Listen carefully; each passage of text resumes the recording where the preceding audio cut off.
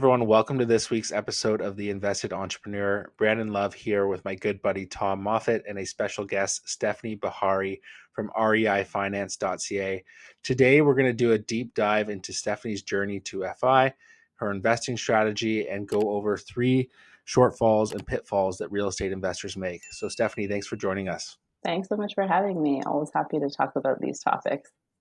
Yeah, I think it's something that we always need to go back on and remind people of, because if you can identify some of these mistakes other people make, you can avoid them yourself. And that saves so much heartbreak, money, and frustration, which in the long term keeps you in the game and keeps that compounding effect going.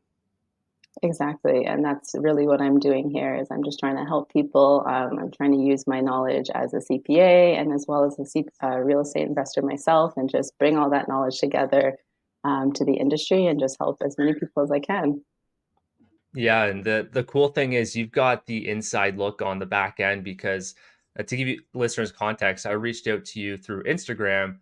I forget how you popped up on my feed, but I stumbled upon your profile. I was like, oh, that's a really cool description of what you're doing to help people. So then I did a deep dive. I'm like, this would be really cool to have you on the podcast. So why don't you explain to listeners what it is exactly you do? Yeah, so I did recently leave my 9 to 5 job, and we can kind of get into that whole journey in a second. But right now, what I'm doing is I'm an entrepreneur. I started a business, and I am taking my love of real estate and my over 10 years experience as a CPA, and I'm bringing those together to provide fractional CFO services in the real estate investing community. And so ultimately, I'm just trying to help real estate investors gain that financial clarity in order for them to really level up their businesses confidently. Nice. That's awesome. I think that's such a shortfall that a lot of people have, is they have like an entrepreneur's mindset when it comes to risk and growth and wanting to do these things. But the financial piece is sometimes what's missing. And, Mhm. they try to fill the gaps with like QuickBooks and other software and tools. But if you don't have the insights in how those numbers work, it just leaves you quite short.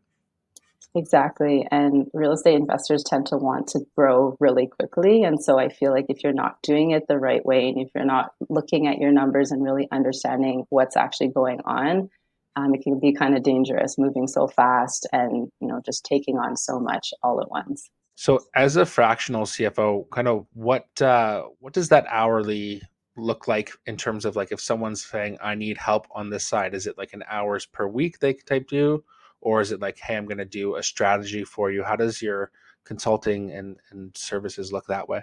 So really, I gear it around value and what value can I bring to the table. I know when real estate investors come to me, they're at a point A and they're trying to get to a point B. And so my job is to ultimately help them get there. So I am one of those accountants that I don't look at my work on an hourly basis at any point in time. It's ultimately about how can I help my client get from point A to point B and what value can I bring to the table. And so I structure all my offerings and all my services around specifically what is going on in that investor's business and what will bring the most amount of value to them specifically. And so all my service packages are customized. Is that for specifically investors who have a certain amount of properties, or can it be from anyone from starting with their first all the way to someone that has like 10 plus properties? So I definitely think CFO services are something that everyone, all sorts of investors should be doing to some extent. It's whether that you have the capacity to do it yourself or whether you'd like to hire out. And so right now I'm structuring all my services around the scale of the investor. So I do actually have, right now I'm building a downloadable CFO yourself program.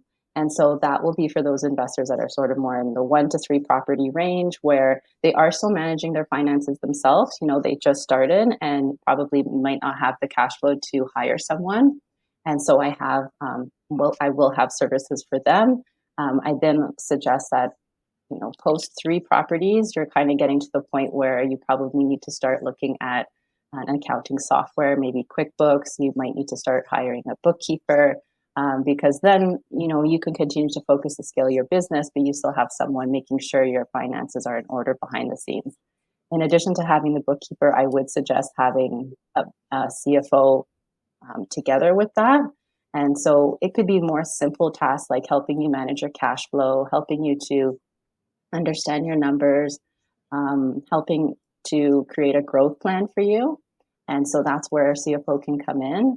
And then, sort of, when you're kind of really scaling and you're at the 6, 7, maybe 8 or more properties, you really need to have that CFO on as part of your power team, because ultimately they're the ones that are going to be holding your hands through all your strategy and all your planning, and really helping you to look ahead, create budgets, create forecasts, help with investor relations when you have investors in your projects.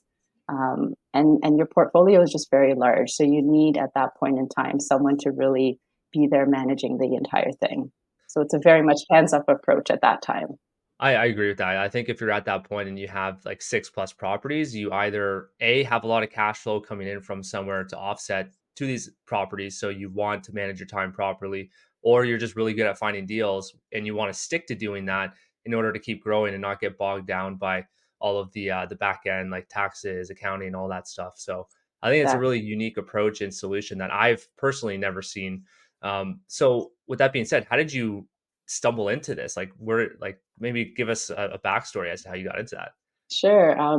So if I took it way, way back, I've always had a love of real estate investing. Like, from a teenager, I used to, dream about owning properties. I tried to convince my parents to buy properties, and I didn't really know where it was coming from, but it was, I guess, always there.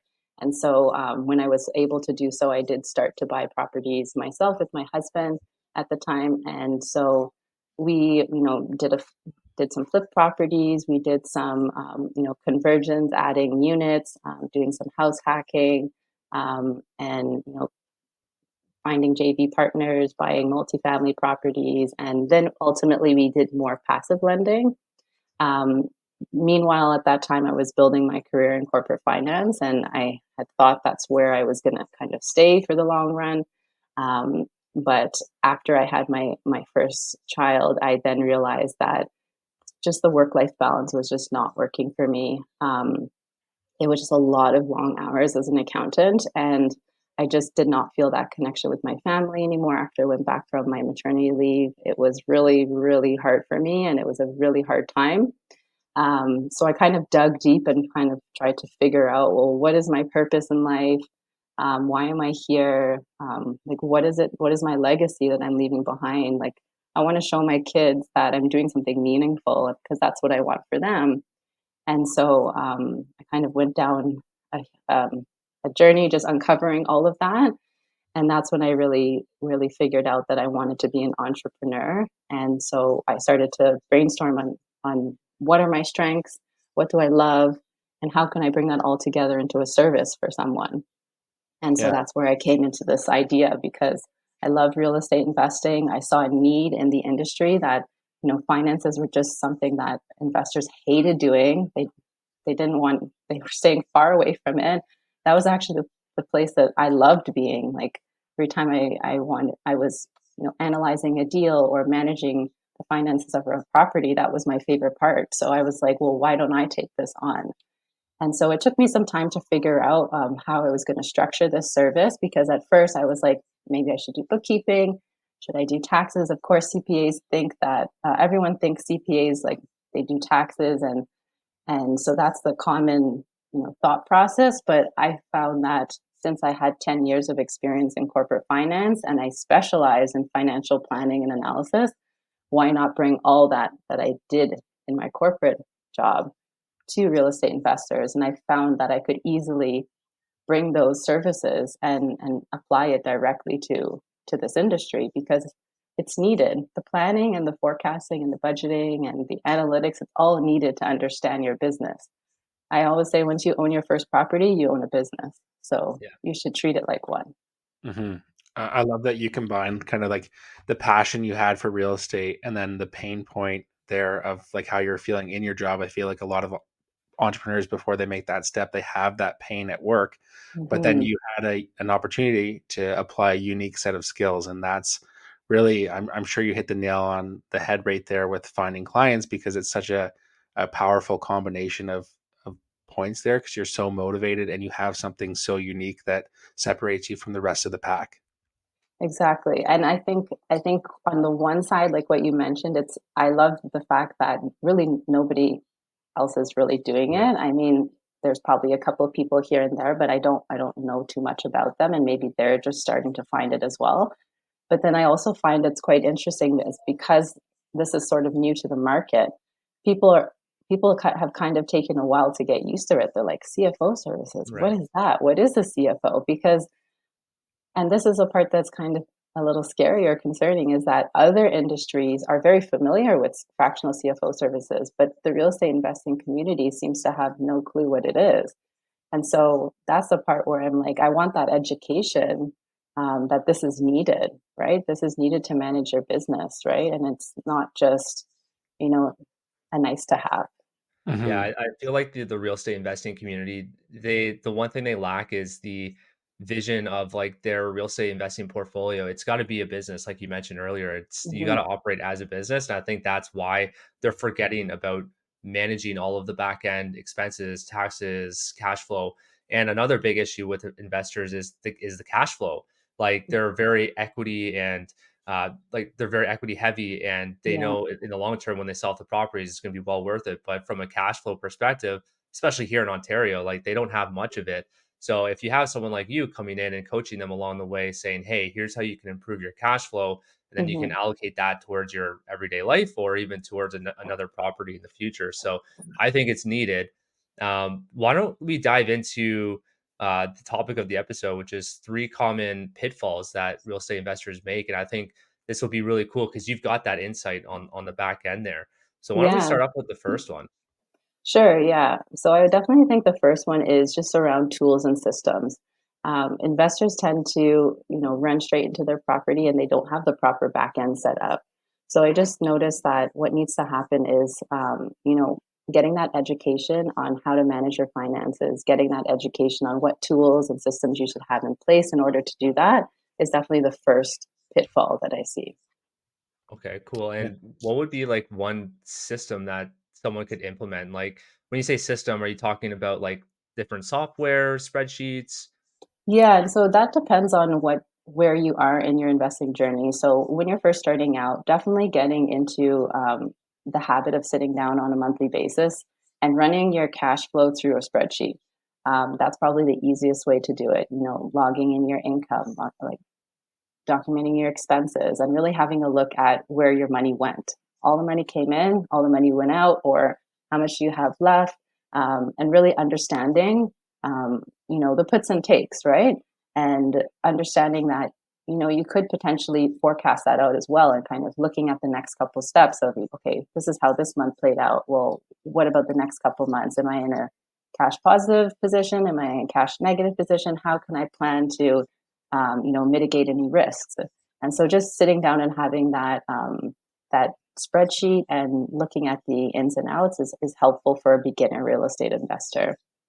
Once you start leveling up and having multiple properties and you start getting into an accounting software, that's very helpful because it really helps to organize the data for you. So that's what I suggest for leveling up investors. And then again, if once you're at the 7, 8 property, and for example, if you're working with the CFO, I then add on additional systems like analytics softwares that I pull data out of QuickBooks and I, kind of massage it and make it look, presentable in nice graphs and reports that really tell the story about what's going on in your business. Nice. That's awesome. Just a quick question on that. For any investors who are trying to like put together a proposal type service, is that something you could do forecasts for and those that kind of package in advance of a project? Is that a service you would do? So when you say proposal, are you referring to like a forecast on how a specific deal will play out? Like, for example, if you're going to buy a property and you have some, you kind of have an estimate of what the income's going to be, what the expenses are going to be, and you're kind of trying to project how it will look on a monthly basis for you. Yeah, exactly. And then to also then take that and put it to a lender or Mhm. uh, a group of investors who might look to finance it type thing. Yeah, so I do help with projections, and so I could help with that. I also do help with budgets, and so if someone's looking to take on a big project right off the bat, they're looking to demolish the building and rebuild, I could help to create a budget for that project. The one thing that I stay there's two things I kind of stay far away from. One is just investment advice. I don't provide any investment advice. I am an accountant, but I'm not an investment advisor. So I don't, calculate deals for people and say, hey, this is a good investment or this is not a good investment. Like I take the numbers from you and I put it together and you make the decision. And then the second one is I am not a tax accountant. It's not my specialty. So I always do recommend anything relating to tax that you talk to an accountant that specializes in that area. I think that's a good call that you steer clear of that, because I could see that going south if you're like advising people of, oh, you know what, like this is a great deal. I just analyzed it myself. Like here you go. Because then if it Hmm. backfires, they're going to come to you. So I Exactly. think there's got to be a lot of like situations though where you get into that situation where it's like, hey man, I can't touch this right now. That's up to you if you want to analyze and go forward with that deal. Yeah, Mhm. exactly. And we have that a lot too in our business as Yeah, well. we When do. people are like, "Hey, is this a good investment or is this a good time to buy?" And we're like, Hmm. It's up to "For you. us, maybe. For you, Yeah. maybe." Like Yeah. we can't tell you to do anything here, but you have to take everything that's presented to you, and then you have to make the final analysis and pull the trigger yourself. Yeah, and the other thing is that finances are just very personal, right? And Yeah. what might be a good decision for one person is not a good decision for the other. And I think it ultimately comes down to, well, what are your objectives? Like, what are you trying to get out of this Yeah. property, right? Are you looking for appreciation? Are you looking for cash flow? Are you looking for, somewhere to vacation? Like, what is the intention here, right? It should be meeting your objectives, right? Not meeting my objectives. Exactly. It's everyone's personal situation. Like one person might want that cash flow heavy property, whereas like one person that's just doing really well in their business and they just want to offset and park their money into real estate. Like they can go forward with something that might be a bit more cash flow negative. And I know Exactly. that's like a faux pas for a lot of real estate investors. But I think what a lot of people don't realize is real estate investors typically, like I mentioned before, they're very cash flow strapped. They don't have that Mhm. active cash flow business unless they're doing like active flipping on a regular basis. Whereas like business owners that are investing in real estate passively, they can afford to have a few properties here and there that are cash flow negative. Potentially, yeah, if they have it, income from other sources. Yeah, Right. And I do notice the recent, well, it's probably not a recent trend, but what I do notice with a lot of investors is that because they aren't cash flow heavy, they do have complementary businesses that they do add to their portfolio. So a lot of them are coaching. Maybe they're becoming okay, a mortgage broker. Maybe they're becoming a real estate agent or a contractor. So there's a lot of like ancillary businesses that are relating to the real estate investing community, and that helps to bring in more of the cash flow on that end, so that they can then continue to invest and just to diversify, really. Mhm. yeah, we've seen a couple mortgage brokers join the scene. They were first real estate investors, and then they entered, and they had this natural circle of investors around them that they actually like hit it out of the gates like really, really quickly because of like Mhm. all of the referrals they had coming in. Connections, So we've seen that for sure. exactly. So before we go to the next one, like back to the first tip, would it be safe to say that a lot of people spend a lot of time analyzing their deal with their own spreadsheet, and then after that, they kind of just like put it to Hands the off. side? Yeah. Okay, That's typically what happens, I find, is that there's a whole bunch of focus on when you're getting the deal. And I think maybe this is where that's where they're getting a lot of their coaching, right? Their coaching is helping with how to analyze deals, how to get that property. And so the piece that needs to come after is the education around, well, how do you manage that property? Like, what's the financial management that happens after right. the fact? Because that's really what you're in that for the long run, right? So you need to be able to stay consistent and stay on top of it. Awesome. Okay, so point number 2, what is the second mistake you see the most? Point number two is definitely the behaviors behind managing your property. And so it's the monthly check-ins, it's the staying consistent, and really just making sure that you're staying on top of it on a monthly basis. Because like I said, you know, you kind of go off and you start looking for other deals, or you put your finances to the side because it's just not an area of maybe it's not the most fun. Maybe you don't really understand it. maybe again you don't have the right systems in place, and so it just falls to the side, and so that's a big pitfall that I see happening. Yeah, I can see that for sure. People kind of get the first one, it's shiny and new, and you're super into it, and then you move on to deal 4 or 5, and you're like, oh, okay, the receipts for deal number 1 don't matter anymore. Or You talking about me? no, no. Or all investors. Yeah. Yeah. Anyone with an entrepreneur's mind kind of has that, Oh like, yeah. oh, squirrel, squirrel. So, yes. 100%, man. so when you're coming up with that kind of like that monthly check-in from your standpoint, like in my business, I use a lot of checklists and different things for Yeah. everything. Is that something you're recommending to investors to put together, or are you putting together that for them? So if I'm managing the finances, I would have the checklist on my end, but that's definitely, if you were managing the finances for yourself, definitely have a checklist going. That's what I do myself when I'm doing my own finances. I have a running list of what I do every single month. Log my income, log my expenses, take a step back, look at trends. Did something skyrocket this month? Is something low this month? What sort of cash flow am I left with at the end of the day? Is this what I expected from the deal? Am I happy with this? How are things going? And, just taking a step back and just analyzing it. And I run through my checklist of all the things I need to do. And then I rinse and repeat, right? And if I start to see things going off, then I start, pivoting, right? The one thing is that in this industry, you have to be able to change, right? You have to be able to pivot and make changes, right? And so not everything is going to go smoothly. And so you have to be able to, one, like recognize it, and you can't recognize it unless you're sitting down and looking at it. And then two, take action, right? Well, what can I do? I notice I'm consistently in a negative cash flow position. What can I do? There's two sides of the equation. Sometimes people always think, oh, well, I have to cut back on my expenses, right? Well, there's the other side. How can you increase income, right? Yeah. There's many options. So take a look at what are the options to you, and start implementing some of those changes ahead of time, so you're not stuck, dishing out cash flow every single month and not even realizing it. I think having that perspective of like a third party looking at your business and saying, hey, you're playing too defensively right now, or you need to turn on the offense and get some more cash flow Mhm. from something like a washing machine or something in this building, like different strategies like that, where Exactly. you're looking Yeah. at it and you're saying, hey, you can do this. It takes the emotional component out of the investment. It's teamwork, right? And so I think that's the component that I like about, being that partner in someone's business, is that this is the area that I love to look at and I love to talk about. But I want it to be a partnership. So let's sit down and let's strategize together. Like, what are some of your ideas? Like, what are you seeing as opportunities, and what am I seeing as opportunities? And let's come together and make a plan together, and let's work on it together. So you're not so alone trying to make that decision and just feeling like, am I doing this right?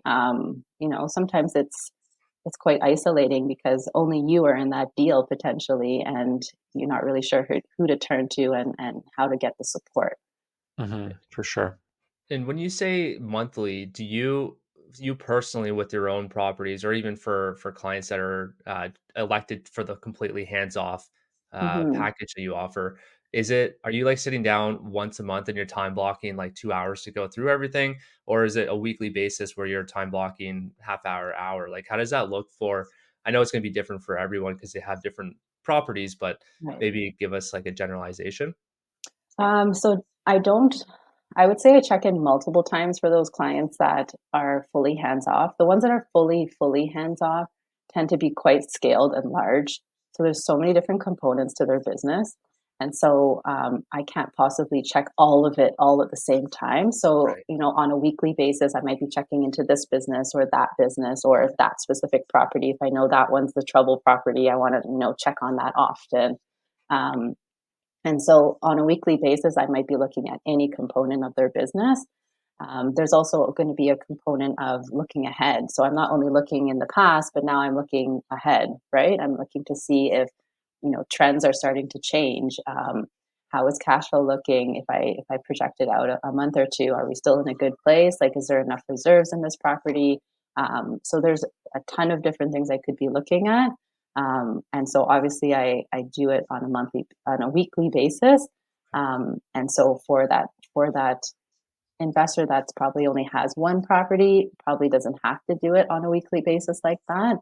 I would say at very least a monthly basis. But even for my own personal property, kind of mid-month, I kind of just open up my bank accounts and I just do like an eyeball sweep of, is everything as I expected here? Did all rent come in?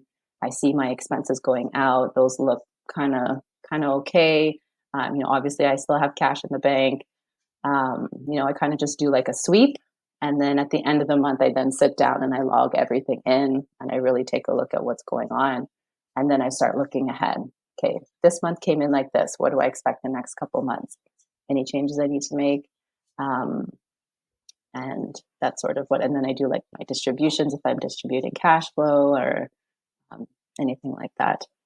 Yeah, and I think that would be wise for the like whether you have 1 or 10 properties, it'd be better to start off more frequently, like you mentioned, like at least semi-monthly and maybe even Mm-hmm. weekly, just to get the habit ingrained. Yeah, Because I know for me, if I did once a month, I wouldn't really like it would take a bit to get back into the process of like, okay, here I'm sitting down now.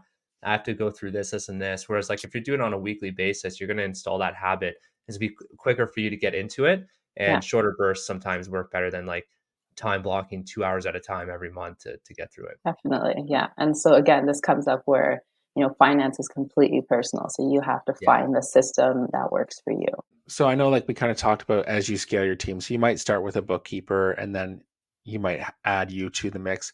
Are you Mhm. working as a complement to that bookkeeper or do your services take over for that bookkeeper? I work as a complement. So right now, my business does not provide bookkeeping directly, as in I don't have employees that do bookkeeping. So what I've done is I've partnered with other bookkeeping businesses and also tax professionals that are all in the real estate investing community. And so when a client does come to me and says, I am interested in your CFO services, however, I don't actually have a bookkeeper, I don't have a tax accountant, I can then, use my partnerships that I've built in order to get a package together that includes everything. And so I do provide full suite financial management.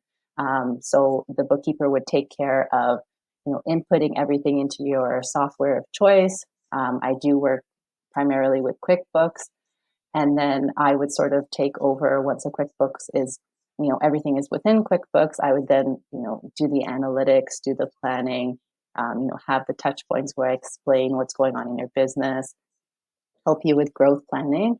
And then again, depending on what package you chose and what services I suggested for your specific business, I would do that piece with you.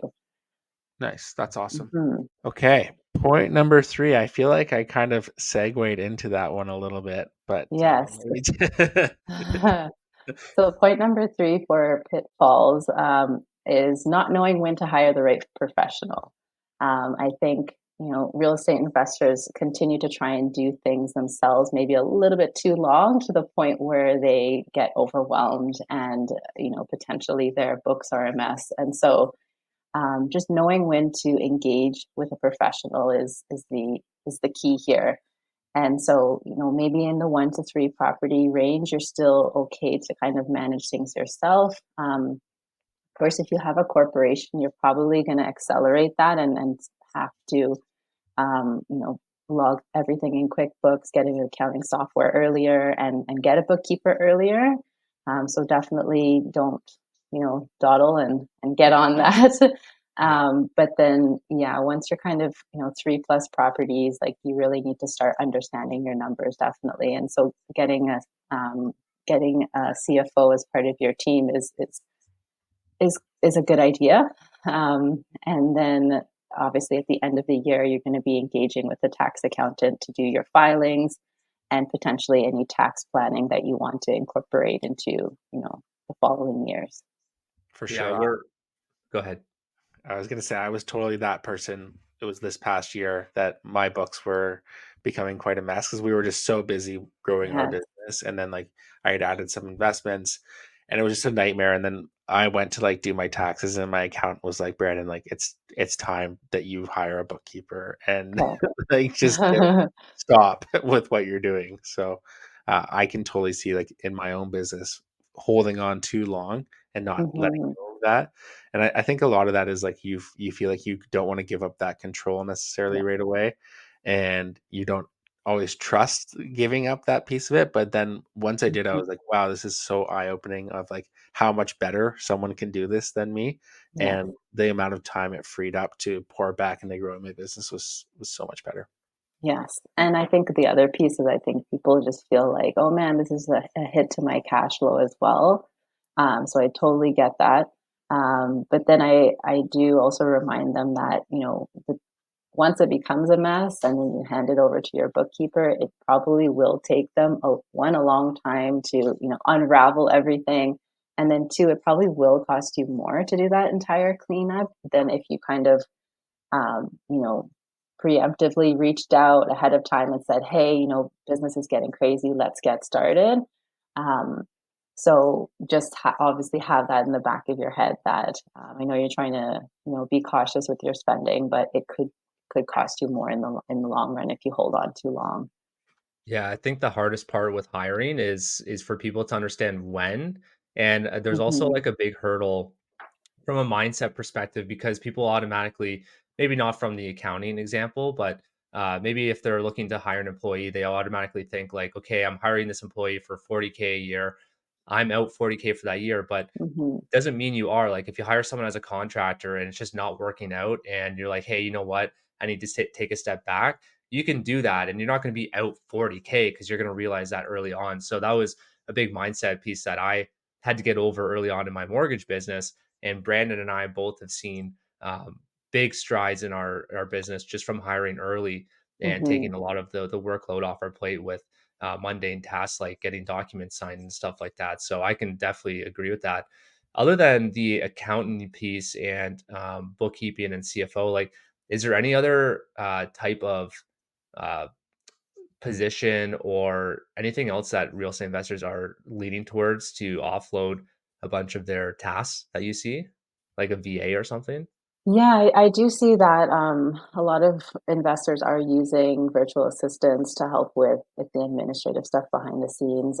Maybe they're also hiring someone to help with content creation, like or something in the Okay. marketing side of things. I do see that as well.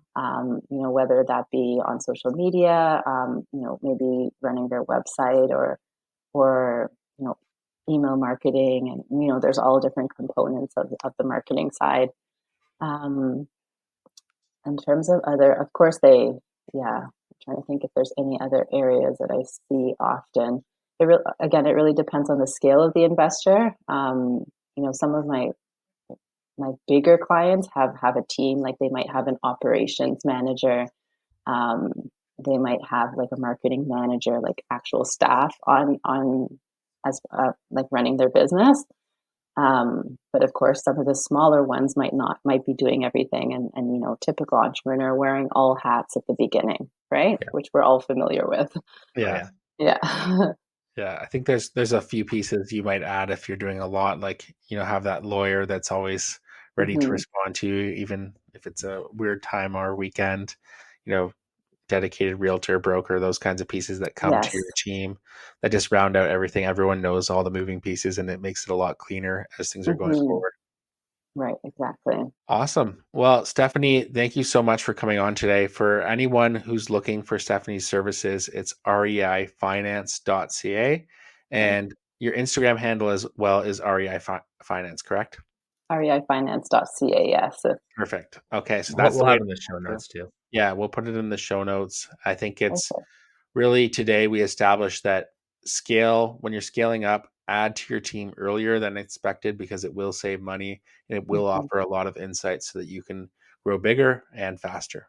Hmm. Awesome. Thank you so much for having me, guys. Yeah, our pleasure. Thanks, Stephanie. Thanks, Stephanie.